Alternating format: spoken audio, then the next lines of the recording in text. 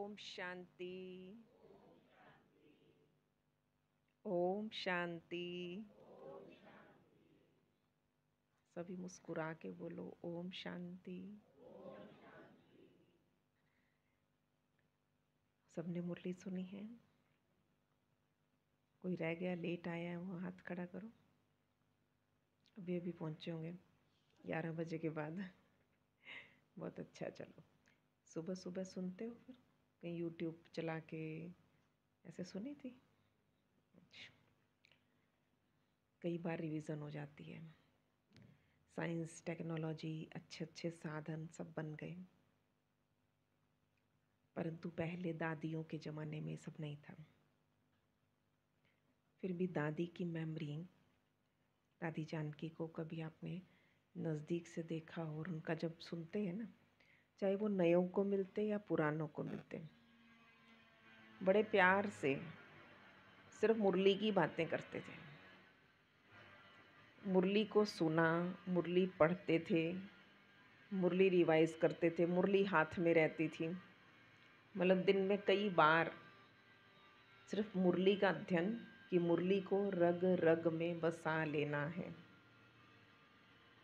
और वैसा मुरलीमय जीवन था जिसको हम कहते हैं कि रस भरा हुआ था मुरली का। और उस मुरली के रस में इतने तल्लीन रहती थी दादी कि एक बार नयों का एक प्रोग्राम हो रहा था ज्ञान सरोवर में। चीफ गेस्ट बैठे हैं स्टेज पर और बहुत प्यार से दादी ने अपना भाषण शुरू किया। खड़े हो गए स्टेज पे और खड़े होकर शुरू हुए। तो सुनाया जो विषय था उस कॉन्फ्रेंस का, उसके बारे में दो चार बातें करके फिर कहते, जैसे मूल्यों पर था, मूल्यनिष्ठ समाज या मूल्यनिष्ठ शिक्षाएं, एजुकेशन का प्रोग्राम था कुछ। तो फिर चीफ गेस्ट को देख के ऐसे कहती, अरे इसीलिए तो भगवान ने कहा उस मुरली में, आज की मुरली में, आज भगवान ने कहा कि तुम अंगद हो, तुम खड़े हो गए तो देखो शिक्षा के क्षेत्र में क्या नहीं हो जाएगा। मतलब इतना सम्मान से भर दिया। और वो चीफ गेस्ट यूं ध्यान से ऐसे ऐसे दादी को देखे जा रहा था। तो प्रैक्टिकल हमने देखा, नया हो या पुराना हो, बाबा की बात को किस तरह से प्रेजेंट करना है, बड़ी विशेषता थी दादी में। तो दादियों को हम देख देख कर सीखते हैं। तो उनमें दादी का प्यार की भावना भी इतनी, जैसे बस सारे मेरे हैं, सारे अपने हैं। बड़े दादी को जैसे देखते स्टेज पर आते थे, इतना बड़ा डायमंड हॉल, और वो ऐसे, बस वो ऐसे करते थे जैसे सारों को गले लगा लिया। 20,000 लोगों को लगता था दादी ने मुझे गले लगा लिया। अपनत्व, प्यार, ऐसी बिलोंगिंगनेस थी कि सारे मेरे भाई बहन आए हुए। ऐसे दादी जान की हमारी टीचर्स की भट्ठी चल रही थी। तो हमारे यहाँ पे इस क्षेत्र में ज़्यादा गुरु पूर्णिमा वगैरह हमारे यहाँ नहीं मनाते, पर महाराष्ट्र और दूसरे जो जोन है वहाँ बहुत मनाई जाती है। मुझे नहीं पता था क्या होता है, और आज गुरु पूर्णिमा में तो ये भी नहीं पता था, उस प्रकार उस दिन की बात है। तो मुझे महाराष्ट्र की एक बहन ने इशारा किया। हम 1200 बहनें, फुल पैक था हॉल, कॉन्फ्रेंस हॉल में थी। उसने ऐसे मुझे इशारा किया, मैं पहुँच चली गई। दादियों ने मम्मा बाबा से सीखा कितना हाँ जी करके चलना है। हर बात में हाँ जी का पाठ पक्का था। तो हमने भी दादियों का जीवन, मम्मा की बातें सुन सुन के ये बात पक्की की हुई थी, ऑलवेज हाँ जी। जैसे आज बाबा ने कहा ना, जो बाबा की हर श्रीमत पर जी हजूर करता है तो उसकी शक्तियाँ भी उसके आगे जी हजूर करती हैं। हम कभी कभी श्रीमत मानेंगे तो हमारी शक्तियाँ भी हमारा कभी कभी मानेंगी। ये बाबा ने एक गहरा कनेक्शन बताया है श्रीमत के साथ जोड़कर। हम बाबा के साथ कितना जी हजूर करते हैं तो आपकी शक्तियाँ भी आपको उतना ही जी हजूर करेंगी। तो मैंने पूछा उस बहन से, जैसे उसने इशारा किया मैं गई। कहते आज गुरु पूर्णिमा। मैंने कहा जी, तो करना क्या फिर? कहते कि दादी का आज हम स्वागत करेंगे अपनी सारी भट्ठी वाली बहनों की तरफ से। मैं कहा कैसे करना है? कहते कुछ पंक्तियाँ बोल देना आप। मेरे को पता ही नहीं क्या होता है गुरु पूर्णिमा, कि हमारे तो इलाके का कुछ है नहीं ऐसा। तो मैं कहा जी। मैं पीछे स्टेज के पीछे मुझे ले गई, एक बहन और ली उसने कहीं से की, तो 3 बहनें, एक खुद, एक मैं, एक और बहन। और शाम के 7:15 बजे थे। और मैंने कहा होता क्या है ये बता दो मुझे, बोलना क्या है? तो कहते कि बस जैसे एकलव्य की बात बता देना, उसकी गुरु के प्रति कैसी भावना थी, है ना। दत्तात्रेय जिसने 24 गुरु कर दिए थे, ऐसे करके उसने मुझे 2 एग्जाम्पल ऐसे बताए। तो मैं बाबा की याद में बैठ गए, और बाबा की याद में बैठे और 4-5 लाइनें लिख दी। मुझे नहीं पता लगा वो कैसे, कितनी अच्छी राइम निकल गई और कैसे बाबा ने बनवा दिया। और मुझे फटाफट 7:25 हुए, जैसे 7:30 का रिकॉर्ड बजता है, हर शिव की याद रहेगी तो आँखों में समाया होगा। और मुझे उसके बाद कहती सबसे पहले आप जाना, सबसे पहले आप स्टेज पे जाना। एक तो मुझे कुछ उसका कॉन्टेक्स्ट नहीं पता, कुछ नहीं, और उसमें सबसे पहले मुझे धक्का लगा दिया, कहते स्टेज पे कहते जाओ। मैं कहा अच्छा जी। बस हमने हाँ जी करते गए। तो हाँ जी का फल, परिणाम कितना अच्छा होता है वो बता रही हूँ।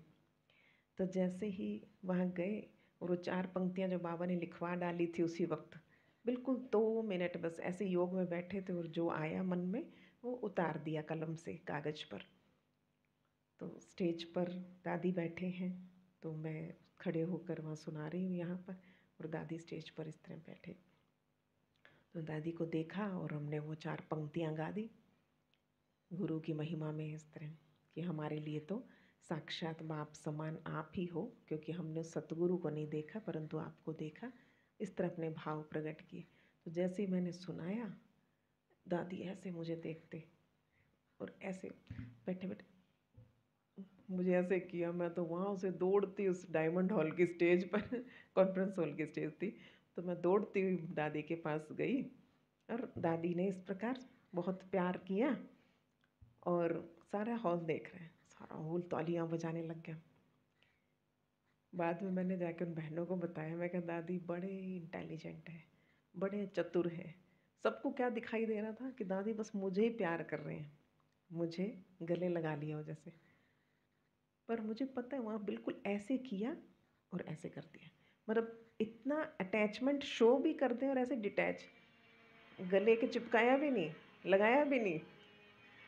तो मुझे बड़ी अच्छी भी फीलिंग आई कि कितना सूदिंग, कितना अच्छा सा तरीका था दादी का, और ऐसे आगे बढ़ाना, है ना, इतना खुशी उमंग से भर देना कि मुझे लगा सिर्फ 4 लाइनें तो लिखी थी, और उन 4 लाइनों के लिए बाबा ने कितना प्यार बरसा दिया। पूरे 1200 के हॉल में सिर्फ मुझे सेलेक्ट किया, किसी को भी उठा सकते थे, किसी को भी तो बुला सकते थे। उसके बाद भी 2 बहनें गई, उनको नहीं दादी ने गले लगाया। तो बड़ी विशेषता लगती है हमें कि बाबा की हर श्रीमत पर क्या करना है। हाँ जी। तो श्रीमत क्या होती है? जब हम सुबह सुबह उठते हैं, उठने की क्या श्रीमत है? दादियों ने करके सिखाया सब कुछ। हमारी ट्रेनिंग होती थी, तो ट्रेनिंग में हम लगभग 200 कन्याएं पूरे देश से पहुंची हुई थी। तो हमें बताया गया कि 4 बजे अमृत वेला 4 से 4:45 है, तो आपकी अटेंडेंस हाजिरी लगेगी 4 बजे से पहले, और 4 बजे रजिस्टर बंद। उसके बाद किसी की हाजिरी नहीं लगी, जो आया एब्सेंट। 4 बजे, 4 बजे से पहले पहुंचना है। अच्छा, उसमें भी उन 200 कन्याओं में 4 ग्रुप बने, और 4 कन्याओं को उन्होंने कहा ग्रुप लीडर, उनमें से एक हमें बना दिया। ग्रुप लीडर माना 3:30 बजे वहाँ पहुँचो, और 3:30 वहाँ उपस्थित होना है, तो मुझे उठना। अब सोचिए, घर से उस 20 साल की उम्र में, अब कॉलेज लाइफ, हॉस्टल लाइफ में से निकले हम, हॉस्टल से सीधा हम मधुबन पहुँच गए थे। पर बाबा के पास प्लानिंग होती है, ये किसके पास हांजी का पार्ट है और किसको कैसे आगे बढ़ाना है। और हमने कहा ठीक है जी, ग्रुप लीडर के लिए ये होंगे। हमने ठीक है जी, अब 3:30 पहुँचना है। अच्छा जी, 3:30 हम पहुँचने लगे और 3:30 से 4 के बीच में हमने सारों की हाजिरी लगा के 4 बजे हॉल के अंदर, कि 4 से 4:45 बिल्कुल एकाग्रता से तल्लीन होकर बैठना है। तो पहली श्रीमत है कि उठना है और 4 बजे से पहले दादी जान की और दादियाँ स्टेज पे आ जाती थी योग करवाने। हमें नहीं बुला रहे, दादियाँ आकर करवा कर सिखाती थी।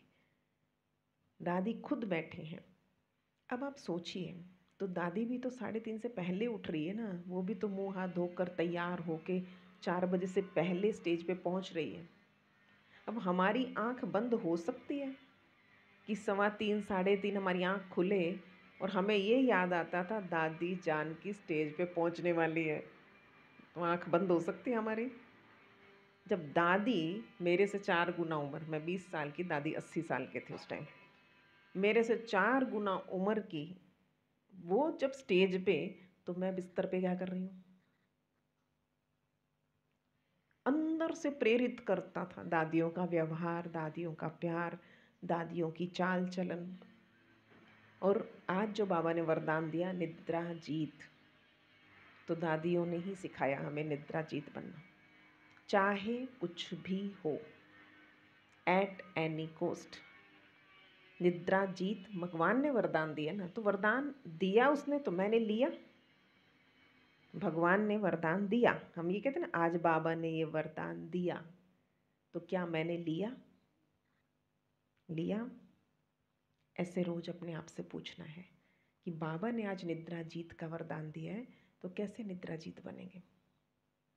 प्यार स्नेह जहाँ होगा तो आँख बंद नहीं होगी, जिम्मेवारियाँ जहाँ होगी तो आँख बंद नहीं होगी।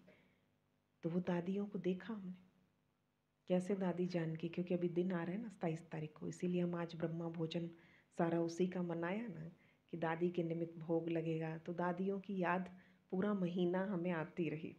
11 मार्च को दादी चंद्रमणि जी और दादी गुलजार जी का दिन था, 11 मार्च। अभी 27 मार्च को दादी जानकी जी का। तो किस प्रकार से उन्होंने निद्रा जीत का वरदान लिया हुआ था। तो हमने ये बात तब से सोच ली थी जैसे ही हम पहुँचे यज्ञ में, ट्रेनिंग हुई हमारी, तो हमें एक बात अच्छी तरह समझा दी गई थी ट्रेनिंग में। ब्रह्मा कुमारी या ब्रह्मा कुमार जो भगवान का बच्चा बन गया, तो हमारी 200 कन्याएं हम होती थी। ब्रह्मा कुमारी माना जिंदा या मरी हुई बाबा के सामने होनी चाहिए 4 बजे। बिस्तरे पे पड़ी पड़ी चली गई तो, शरीर छोड़ दिया तो, उसी वक्त शरीर छोड़ना था तो कम से कम बाबा के सामने तो शरीर छोड़ो। लोग क्या कहेंगे, वाह अरे सवेरे उठी थी, बाबा के सामने बैठी थी, चली गई। गति देखिए, लोग कहते हैं ना सदगति, तो ये होती सदगति। और वो बिस्तर पे शरीर छूट जाता, अटैक पड़ गया था जी, चली गई, सोते सोते चली गई, क्या गति होगी? सोते सोते चली गई। उठी थी, बाबा की याद में बैठी थी। क्योंकि बहुत सारे, आप कितने ही केसेस देखते हैं कि सुबह उठे थे और शरीर छोड़ दिया, बस उठे थे बाबा की याद में बैठे थे। कितने बाबा कैसे बच्चे अनन्य देखे हैं हमने, बाबा के रूम में आए और बाबा के रूम में आके शरीर छोड़ा। वो उनका बाहर सड़क पे भी तो छूट सकता था, बाथरूम में भी तो शरीर छूट सकता था, पर नहीं। सुबह तैयार हुए, सेंटर की तरफ निकले, सेंटर पहुँचे, सेंटर आकर उन्होंने ऐसे छोटा सा पानी का गिलास पीते थे, बाबा के कमरे में पहुँचे और देह त्याग दी। सोचिए बाबा उनको कितना प्यार करता होगा। तो मेरा बाबा से प्यार और बाबा का मुझसे प्यार।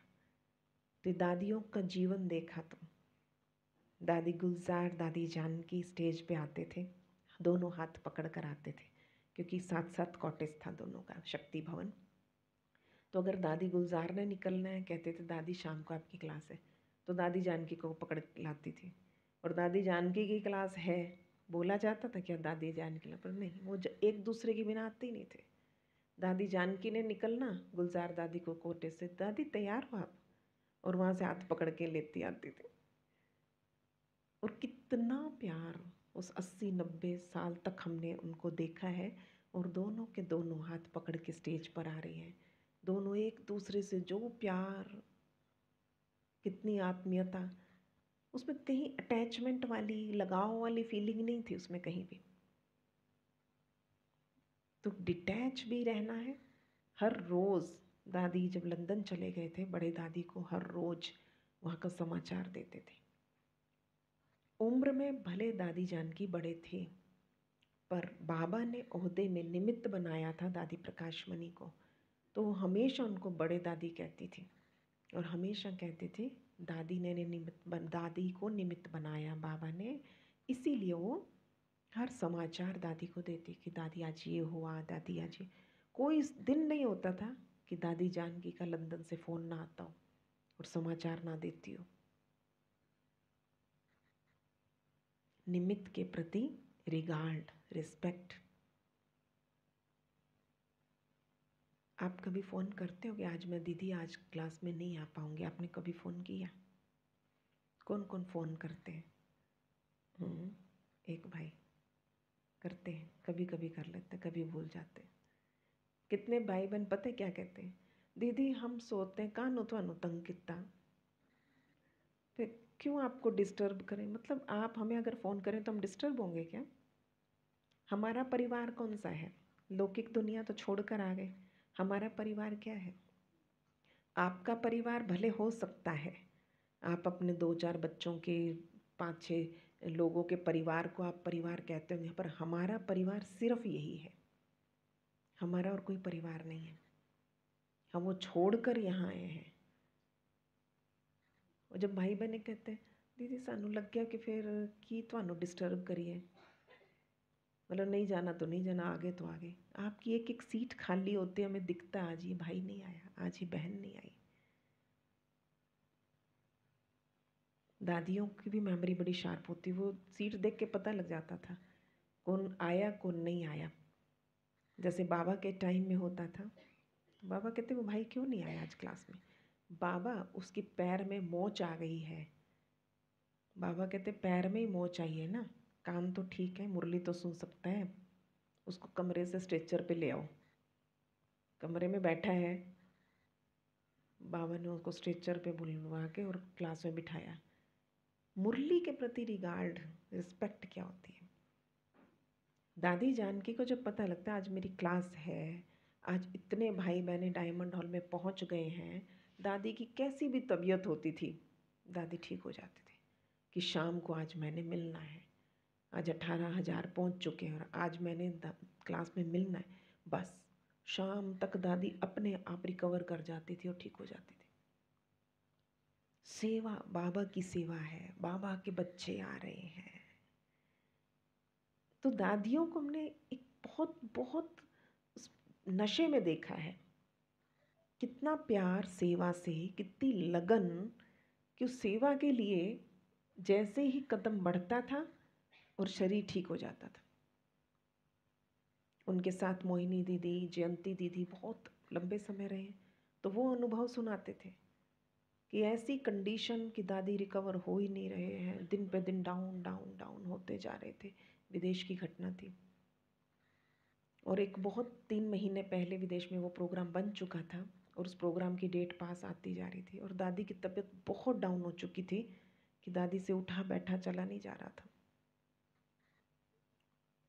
तो लग भी नहीं रहा था कि वो रिकवर कर पाएंगे। पर जैसे उस प्रोग्राम की डेट और नज़दीक आई, तो दीदियों ने कहा जाके दादी के कान में प्रोग्राम की समाचार दे दो कि दादी ये प्रोग्राम है और परसों ये प्रोग्राम होगा।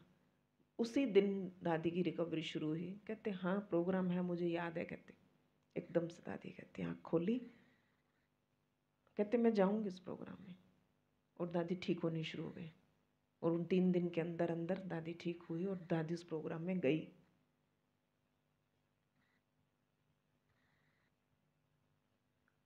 ऐसा नशा, ऐसा प्यार मुरली से, सेवा से। बाबा, मुरली, मधुबन, तो ऐसे प्रैक्टिकल सी फीलिंग, प्रैक्टिकल भावना ऐसी जुड़ जाए कि उस वक्त अपने आप ठीक होते जाते। तो हमने दादी से सीखा।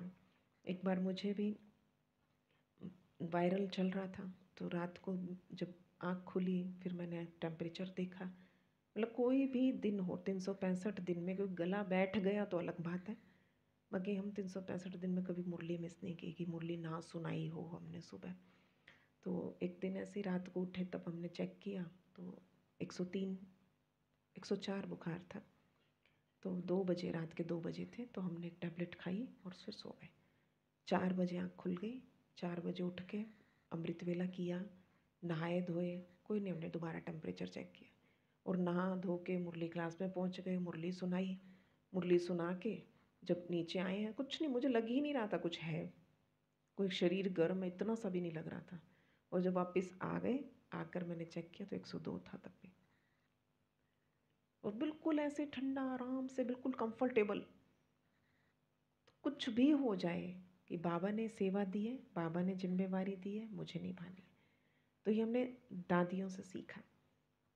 दादियों का लाइफ बहुत प्रैक्टिकल सा था, उस प्रैक्टिकली उन्होंने सिखाया एक एक चीज़। जब भट्ठियाँ होती हैं, हम बहनों की भी भट्ठियाँ होती हैं, तो उसमें होता था 1 से 10 वर्ष तक की बहनें, फिर 10 से 20 वर्ष बहनें, ऐसे ग्रुप्स बनते थे।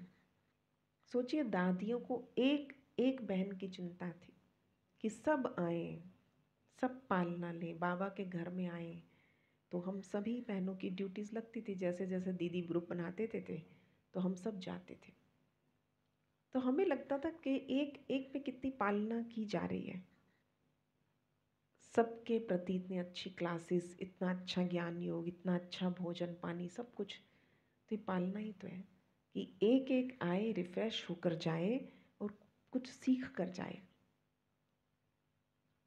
तो हमें वो चीज़ लगती थी कि जो इनका जीवन है, जैसे दादी जाने लगे विदेश में, अब बाबा से दूर जाने का कहाँ दिल करता है, मधुबन छोड़ के जाने का कहाँ दिल करता है, परंतु नहीं, सेवा है।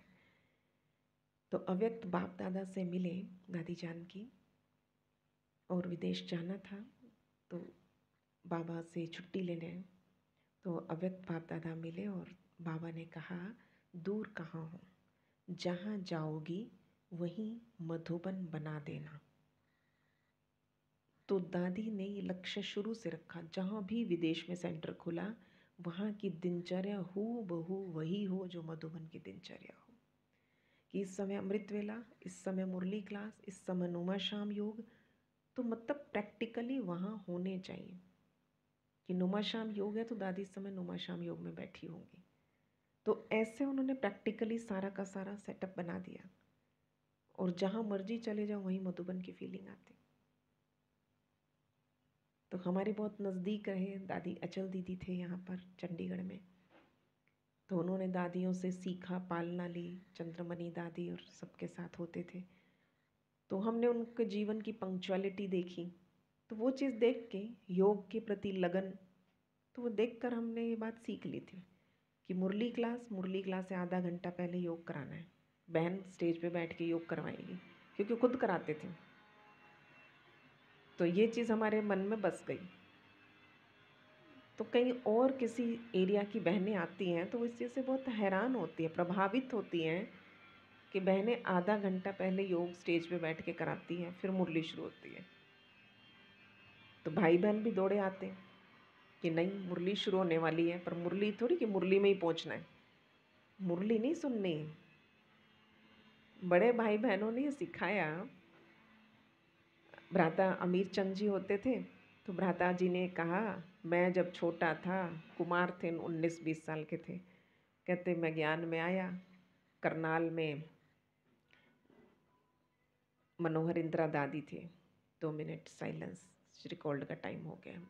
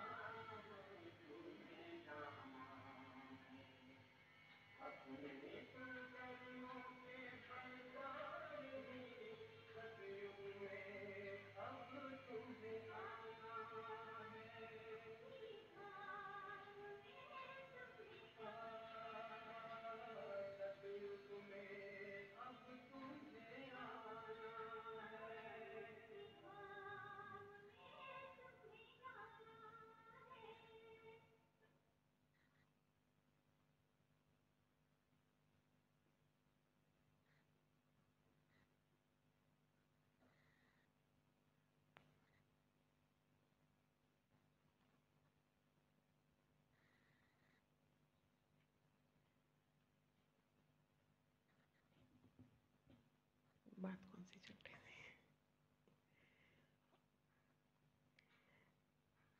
एक मेरी दादी गुलजार की बात चल रही थी।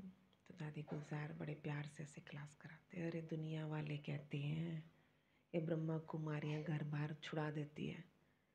अरे हमारे 10 लाख परिवार, 10 लाख परिवार है ना। और उसके बाद सेंटर्स कितने सारे, जितने हमारे जैसे यहाँ 5,500 रजिस्टर्ड ब्रांचेस। फिर उसके बाद और क्लासेस और ब्रांचेस जो हैं, सब ब्रांचेस जो भी रजिस्टर्ड हुई नहीं वो भी, तो हमारे 13-14 हज़ार की संख्या होती थी।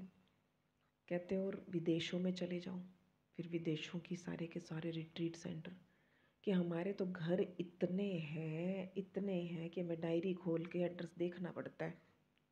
उस समय वो उसकी पूरी बुकलेट बनती थी एड्रेसेस की।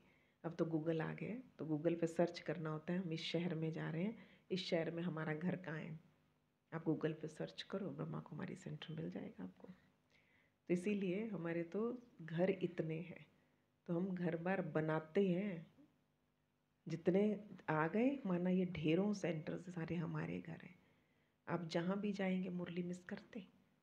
अब दिल्ली चले गए आज, है ना, आज बेंगलोर जाना पड़ गया, आज पूना में हो, कहीं भी जाओगे तो सबसे पहले क्या ढूंढते हैं? सेंटर ढूंढते हैं कि सुबह मुरली क्लास कहाँ करने जाएंगे या शाम को मुरली कहाँ सुनेंगे। तो हमारे तो घर इतने ज़्यादा बन गए। इसीलिए एक हद का घर होता था, पर ये बेहद का परिवार सबसे बड़ा नशे की बात है। हमें मिला तो हमें सबको लगता है कि सबको मिले इतना बड़ा परिवार, क्योंकि हद के घर में तो किसी प्रकार के दुख धोखे धक्के होते ही हैं कहीं ना कहीं, पर यहाँ कोई दुख धोखा नहीं है। हमारा घर है ये, बेहद का परिवार है ये। तो ऐसे दादियों ने नशे से सिखाया। क्योंकि हम दादियाँ भी तो कितने बड़े बड़े घरों से वो सारा समर्पण करके आई थी, और इतना समर्पण भाव था। तो वो समर्पण दादियों ने सिखाया कि बाबा मेरा है, बाबा का घर मेरा घर है। और जो घर है आपका वो क्या है फिर? वो आपका सेवा स्थान है। जैसे हम इसको सेवा स्थान बोलते हैं ना, कि बल्टाना में कितने कौन कौन से सेवा स्थान हैं, तो हम कहेंगे कि ये सेवा स्थान है को।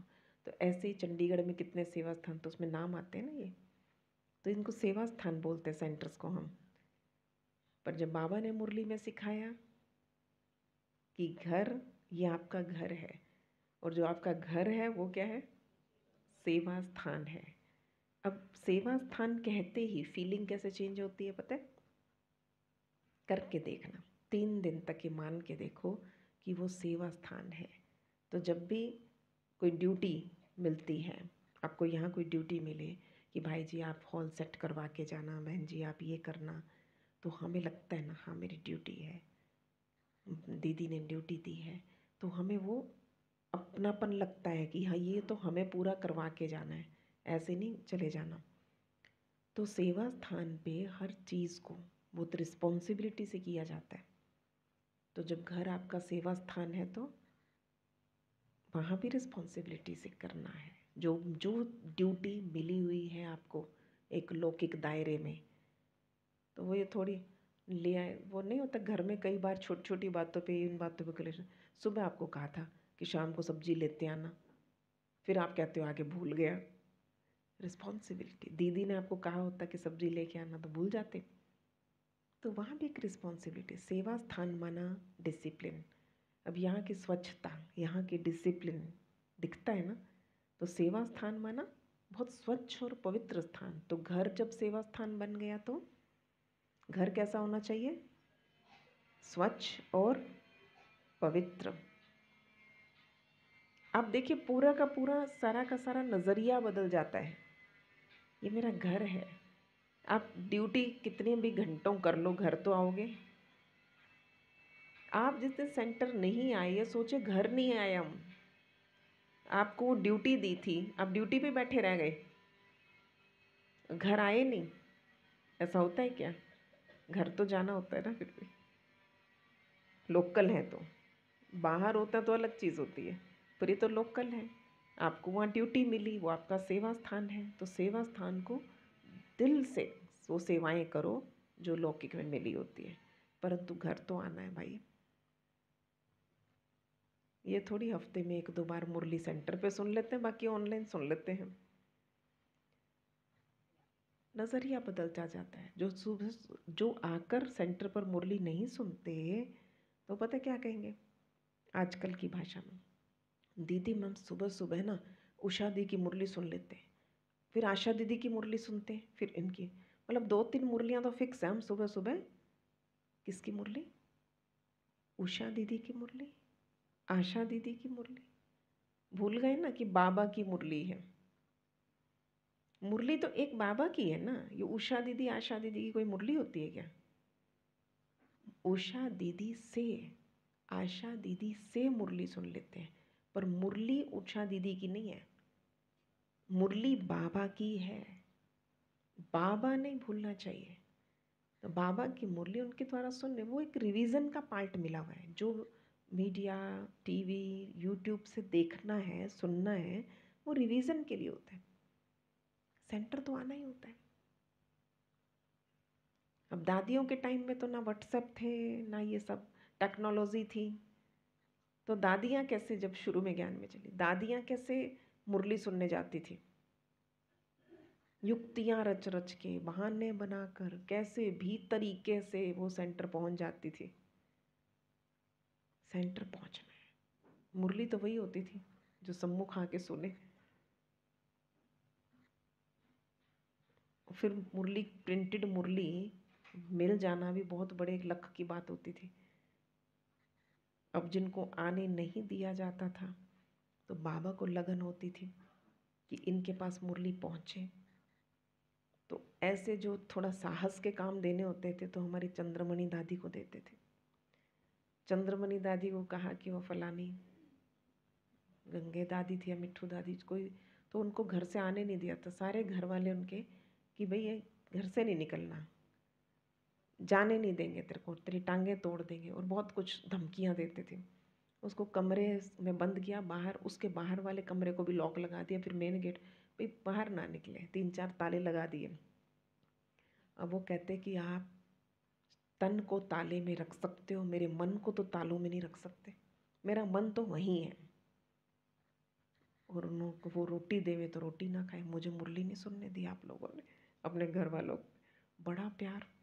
तो बाबा तक पहुंच जाती थी खबर कि बच्ची मुरली नहीं पढ़ी सुनी, इसलिए वो रोटी। बाबा ने चंद्रमणि दादी को कहा।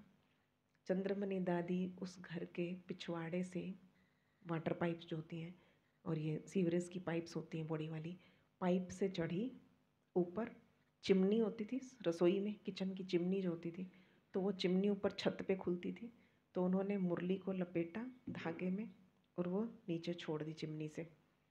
उनको पता था इस कमरे में है, बंद है वो, तो वो थोड़ा सहेलियाँ होती थी, पता तो कर आती थी कहाँ है। तो मुरली नीचे छोड़ी, उसने मुरली पढ़ी, मुरली दोबारा पैक की उस धागे पे, उसने खींच दिया धागा कि धागा खींच ले वापस रस्सी। तो उन्होंने रस्सी खींची वापस पाइप के थ्रू वापस नीचे। अब आप सोचिए तो दादी चंद्रमणि इन कामों के लिए बहुत फेमस थी कि अगर थोड़ा सा कहीं साहस का या ऐसा काम कुछ होता था ऐसे देना तो चंद्रमणि को भेजो। बड़े ऊंचे लंबे कदकाठी, बड़ी अच्छी उनकी हाइट पर्सनैलिटी दादी चंद्रमणि की होती थी। ये रहे थे।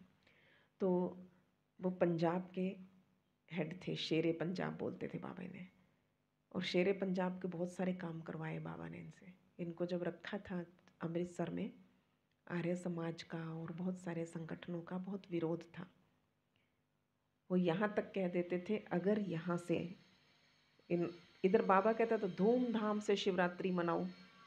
अब शिवरात्रि धूमधाम से मनाना अर्थात शोभा यात्रा निकालेंगे, ये करेंगे, प्लानिंग कर ली और सारे अमृतसर पहुँच गए, आसपास के छोटे छोटे इलाकों के सारे, हरगोबिंदपुर यहाँ वहाँ से सब, बटाला, ये सारे भाई बहन अमृतसर पहुँच गए। पूरा अच्छा प्लान बन गया। तो भाई बहनों ने बताया, भाइयों को कुछ खबर मिली कि दादी वो कह रहे हैं इनकी यात्रा निकलेगी कैसे, हम छतों पे पत्थर लेके खड़े हैं, इनकी यात्रा निकलने ही नहीं देंगे। दादी कहते अच्छा बाबा की सेवा रोकेंगे? अरे बाबा की सेवा है ये। और दादी कहती सबसे आगे मैं चलेंगी। और दादी चंद्रमणि झंडा पकड़ के, बाबा का झंडा पकड़ के सबसे आगे आगे, पीछे कुमारियाँ, फिर माताएं, फिर ये पूरी रैली पूरी योग युक्त बाबा की याद में चली। पूरे शहर में पूरी यात्रा निकली, कंकर तक नहीं किसी ने फेंका और पूरी तैयारी में खड़े थे। निर्भय थे दादी, निश्चय माना निर्भयता, इतना निश्चय बाबा में। अरे बाबा बैठा है, बाबा का कार्य है, बाबा करेगा, इतना अंदर निश्चय होता था। तो निश्चय ने निर्भय बना दिया कि डरना किस बात का है, भगवान का कार्य कोई रोकेगा क्या, रुक सकता है क्या। और ऐसा वो जोश भर देते थे, कार्य हो जाते थे। बहुत उन्मुक्त हंसी, बहुत खुल के, मतलब बहुत कम आयु में चले गए थे वो, मतलब तब तक 72 ही हुए थे, क्योंकि इनका पूरा परिवार समर्पित था दादी चंद्रमणि का। 9 बहनों में ये चौथे नंबर पे थे और सारा परिवार समर्पित था। तो बेंगलोर में और स्थानों पर इनकी बहनें भी समर्पित थी। तो इनकी बड़ी बहन ने जब शरीर छोड़ दिया था तो इनको बेंगलोर आना जाना फिर इनका रहता था। तो लास्ट में इन्होंने भी बेंगलोर में ही शरीर छोड़ा, अचानक ही हार्ट अटैक हुआ था। तो जितने भी हमारे ये अनन्य बाबा के नूरे रतन दादियों को हम देखते हैं, तो दादियों की विशेषताएं माना जीवन चरित्र में उतरी हुई थी और ऐसा ऐसा हमें सीखना है। और अब तो इतना अच्छा यूट्यूब, क्या आपके व्हाट्सएप पे आपका अपना ग्रुप, जैसे सेंटर का ग्रुप, कुछ ना कुछ विशेष दिन आता है, उस दादी की विशेषता सामने आ जाती है, उनकी वीडियोस आ जाती हैं इनका। पर आजकल व्हाट्सएप पे इतना मसाला आ जाता है कि खोलने का टाइम ही नहीं होता। प्रैक्टिकल देखा है हमने, पहले हमें मिलता नहीं था। पहले हमें एक मुरली भी, बाबा जिस दिन आते थे, वो एक मुरली हमें कहाँ कहाँ से कितने जुगाड़ करके वो मुरली प्रिंट आउट मिलता था। तो बड़े दीदी का बहुत उमंग होता था, अचल दीदी, वो मुरली फ़ोटो स्टेट करवा के, यहाँ पे लगभग 8-10 सेंटर थे उस समय, तो 10 फ़ोटो स्टेट करा के 10 सेंटर पे भिजवाती थी, रमेश भाई दे के आओ ये। तो वो आती थी और हमें वेट होता था कि रात को बाबा आए थे और हम 3 घंटे योग करते थे। ऐसे ये टाइम नहीं था कि ऑनलाइन सामने बैठे हैं और हम बाबा को देख रहे हैं, सुन रहे हैं, मधुबन में क्या चल रहा है। नो, हम 3 घंटे योग करते थे और इतनी अच्छी टचिंग देता हमें। प्रैक्टिकली कई बार तो ऐसा होता था कि बाबा ने जो मुरली चलाई वो पॉइंट्स हमारे पास उस दिन के योग में अपने आप ही आ जाते थे कि बाबा जरूर ऐसा कह रहा, बाबा ने आज जरूर कुछ इस धारणा के लिए कहा होगा। और अगले दिन मुरली पढ़ते थे तो वही होता था। कनेक्टिविटी। और मुरली जब आती थी तो हम सारे काम छोड़ के हम सबसे पहले मुरली पढ़ने बैठ जाते थे। मुझे याद है हम हॉस्टल में चिट्ठियाँ आती थी जब हमारे पास परिवार के घर की, तो हम सारे हॉस्टल के सारे काम छोड़ के सब कुछ करके हम घर से, भाई मम्मी की चिट्ठी, पापा की चिट्ठी आई, बहन की चिट्ठी आई, तो हम चिट्ठी पढ़ा करते थे। कितनी बार पढ़ लेते थे चिट्ठी को। तो एक बार इसी तरह अव्यक्तवाणी रात को चली थी, अगले दिन सुबह 10 बजे तक प्रिंट होकर फोटोस्टेट सेंटर पर आई। तो मैं पोछा लगा रही थी, तो मैंने कहा हाँ भैया रख दो, ठीक है, और आती हूँ मैं, वो फ्रिज पे रख दो इसको। तो उसने फ्रिज पे रखी और मेरे को अंदर से आया, मैं कहा अगर चिट्ठी आई होती तो हम तो सारे काम छोड़ के, हाथ धो के पहले चिट्ठी पढ़ते, पोछा छोड़ के। मैंने तुरंत पोछा छोड़ा, हाथ धोए, मैं कहा मुरली पढ़ो तो हो भी जाएगा काम सारा। और मैंने सारी मुरली पहले पढ़ी, मुरली पढ़ के बाकी सारा काम तो प्रैक्टिकल होता है कि हम अपने जीवन की अपने जीवन से तुलना करके देखें कि लौकिक में हमारा क्या भाव रहता है और अलौकिक में क्या भाव रहता है। लौकिक की कैसे याद आती है और बाबा की मुझे कैसे याद आती है।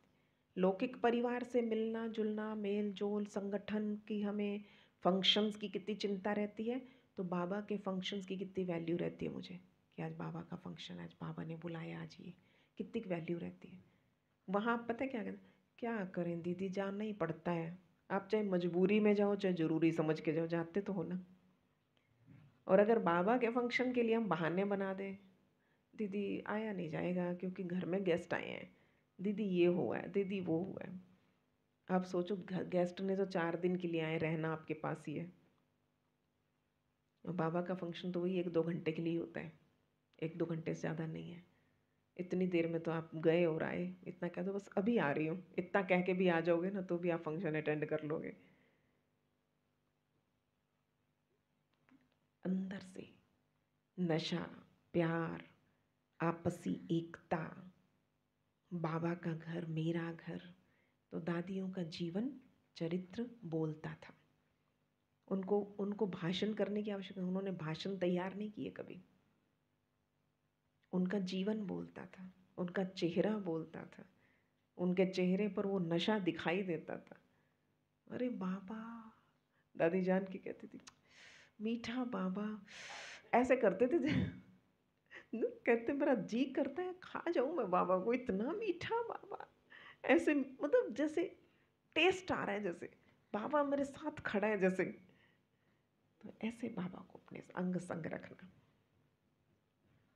चलते फिरते। और जब ये अंग संग वाली फीलिंग आने लगती है ना, तो प्रैक्टिकली पाँव जमीन पे नहीं रहते, कि बाबा है ना, बाबा बैठा है ना, चिंताएं खत्म हो जाती हैं। अब एक तरफ हम कह रहे हैं बाबा बैठा है, बाबा जिम्मेवार है, और ऊपर से टेंशन भी हो रखी है, बड़ी टेंशन है बहन जी, क्या करें। तो फिर बाबा जिम्मेवार है कि आप ही हो? टेंशन है इट मीन्स निश्चय नहीं है। निश्चय माना निश्चिंतता। दादियों के पास क्या कम कार्य थे, क्या कम क्षेत्र थे, पर निश्चिंत जीवन। तो उनकी निश्चिंतता उनका निश्चय दर्शाती थी। कुछ भी हो जाए बाबा है, बाबा कराएगा। कैसे कैसे सिचुएशंस में कहाँ कहाँ जाकर सेंटर खोले, कहाँ कहाँ सेवाएं की, और बहुत विपरीत परिस्थितियाँ थी, ऐसी आसान नहीं था। और ऐसी विपरीत परिस्थितियों में, विपरीत संग में, जहाँ जाते थे सेंटर खोलने, वहाँ है ना, या तो अपनी पसंद का मिलता नहीं था, है ना, और जब मिल जाता था तो उनको हम पसंद नहीं आते थे।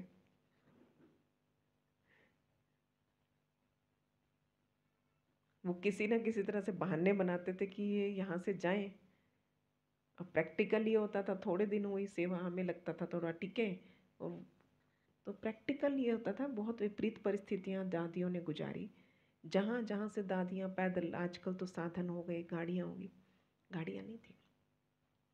दादी जानकी जब कहते मुंबई में जिन जिन पार्कों से बीच में से शॉर्टकट खुद गुजर के जाते थे, आधा आधा घंटा, पौना पौना घंटा पैदल चल के जाते थे कि वहाँ क्लास कराने जाना है।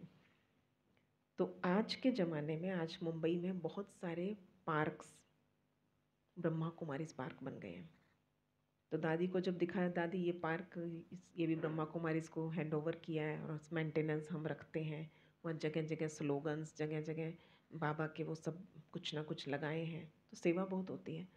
तो दादी ने फिर वहाँ की कहानियाँ सुनाई। अरे हम यहाँ से गुजर के जाते थे, इस पेड़ के नीचे हम रेस्ट करते थे, यहाँ ये करते, देखो कहाँ कदम पड़े, वो चरण पड़े हुए हैं उन सेवाधारियों के, उन बाल ब्रह्मचारी तपस्वियों के। और उन तपस्वियों ने जहाँ से चरण गुजर गए थे, आज वो पार्क के पार्क मिल गए। वहाँ तरह तरह की वैल्यू गेम्स, वहाँ तरह तरह की सेवा सामग्री लगा दी गई है, और अब आते जाते लोग, विजिटर्स सब देख के जाते। तो पैदल पैदल चल चल के भी दादियों ने जहाँ पर अपना समय गुजारा। तो दादियों का निस्वार्थपन, बाबा के साथ अनकंडीशनल लव, कंडीशन बेस्ड नहीं था। बाबा आप ये कर दो ना, जैसे भक्ति में करते थे ना, बाबा ये कर दो, तो फिर हम जैसे भक्ति में कहते थे, हे भगवान इतने का चढ़ावा चढ़ाऊँगा और ये कर दो तो हम ये कर देंगे, और मैं फिर आऊँगा, मेरी मन्नत पूरी होगी ना, हे माता रानी हम फिर आएंगे। इसका मतलब चढ़ावा भी कंडीशन बेस्ड, फिर आएंगे तब जब हमारी मन्नत पूरी हो जाए, अगर मन्नत पूरी नहीं हो तो हम नहीं आएंगे। तो सब कुछ कमर्शलाइज कर दिया। फिर भक्ति का ज्ञान पे असर आ गया। फिर भाई बहन भी आजकल, बाबा कुछ करता तो है नहीं, बाबा नहीं देखता, बाबा ने कुछ किया नहीं। निश्चय क्या है कि वो कभी परीक्षा ना ले, कुछ किसी भी प्रकार का कोई बीच में कोई गतिरोध नहीं आएगा, ऐसा नहीं है। हर अवरोध पैदा होता है और हर कर्म का फल हमें ही मिलेगा, और भगवान उसमें इंटरफेयर नहीं करेगा। और मुझे तो सबसे बढ़िया एग्जाम्पल लगता ही है कि लोग पांडवों की, श्री कृष्ण की जो कहानियाँ सुनाते हैं, तो किसके जीवन में नहीं आए, कोई अवरोध पैदा ना हो, स्मूथ जीवन चलता रहा हो, ऐसे होता है कोई किसी का भी जीवन? पग पग पे कांटे बिछे हैं, पग पग पे अवरोध हैं, पग पग पे विघ्न थे, और कहते श्री कृष्ण भगवान। और वहाँ पे श्री कृष्ण भगवान भी कहे जा रहे हैं, और पांडवों के हर पग पे नई नई चैलेंजेस, नई चुनौतियाँ आ रही थी। तो क्यों नहीं श्री कृष्ण भगवान उन चुनौतियों को पहले से ठीक कर देते? नहीं, ये बताया गया कि भगवान इंटरफेयर नहीं करता आपके कर्मों के हिसाब किताब में, परंतु युक्ति बताता है वहाँ से बाहर निकलने की, सेफ रखता है, सुरक्षित रखता है, क्योंकि भगवान साथ है। तो शिव बाबा जब साथ है तो डरने की क्या बात है। निश्चिंतता जीवन में आया अर्थात निश्चय पक्का है। तो इसलिए निश्चिंतता लानी है, और निश्चिंतता आएगी तो प्रसन्नता आएगी। चिंता वाले चेहरे में प्रसन्नता होती है क्या? मुस्कुराते हैं कोई? क्यों नहीं मुस्कुराते? टेंशन हुई पड़ी है, टेंशन हुई पड़ी है। तो निश्चिंत बनाना, ठीक है। अभी भोग लगाएंगे पहले, चलो अभी बाबा को याद करेंगे, दादी का गीत बजेगा, दादियों को बिल्कुल उस मधुबन को, दादियों को सामने लाना, ठीक है। अभी हम बिल्कुल अपने आप को उन सारे आदि रत्नों के साथ साथ महसूस करें।